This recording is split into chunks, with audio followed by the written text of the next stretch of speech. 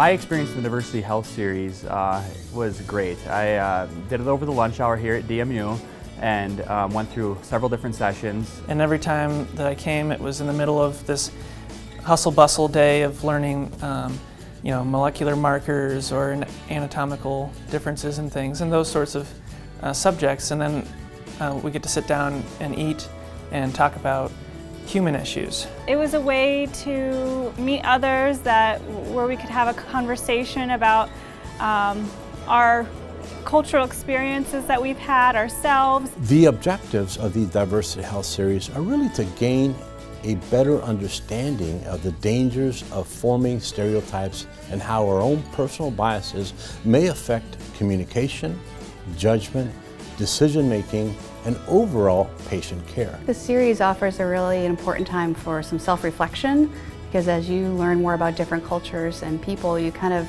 causes you to reflect on your own experiences and how you may be the same or maybe different from other people. And it just makes you aware to ask questions.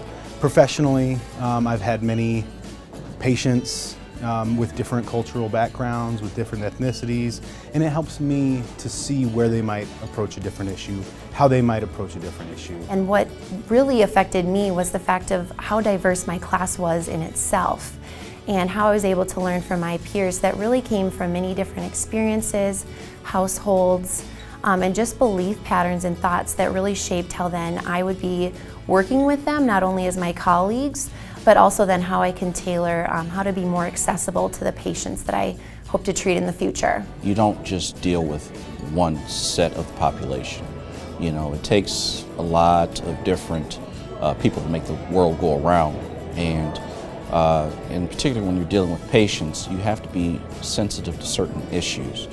And the Diversity Health Series provides that platform. I think you just get a broader picture of the human experience, and you're more able to understand maybe what to be sensitive to.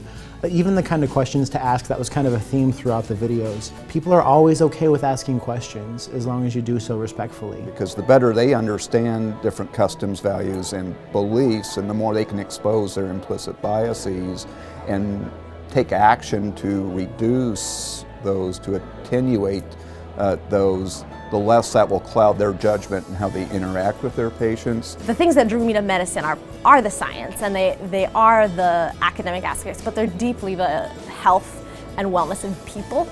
And that was DHS for me, is learning how to do that with people who don't maybe look exactly like I do or talk exactly like I do. If you come to the DHS with open eyes and an open heart and the ability to self-reflect and engage with people and engage with conversations that might be difficult. I mean, some of the conversations that we've had are very difficult and challenge and shake people to their core, but that's great. I mean, that's the kind of conversations that we should be having. Given the changing demographic in the world that we live in, the fact that they will be providers in a world that's very different and will become even more diverse as the world evolves, I think it's really important that they understand and have an appreciation for difference and sensitivity to difference, but also be able to have an understanding and appreciation for how that impacts the practice of medicine. Having this experience from now, it's a good foundation for my future career as a healthcare provider. I've worked with the students through the series, and we've had some really great discussions,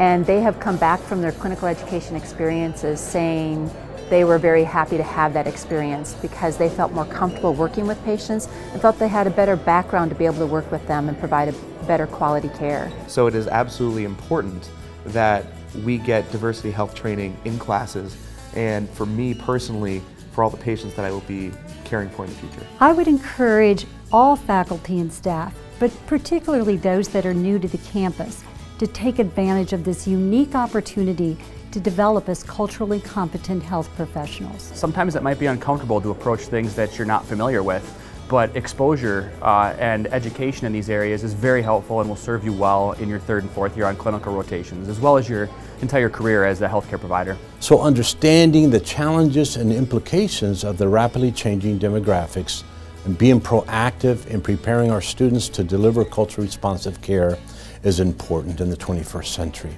We are being proactive at Des Moines University.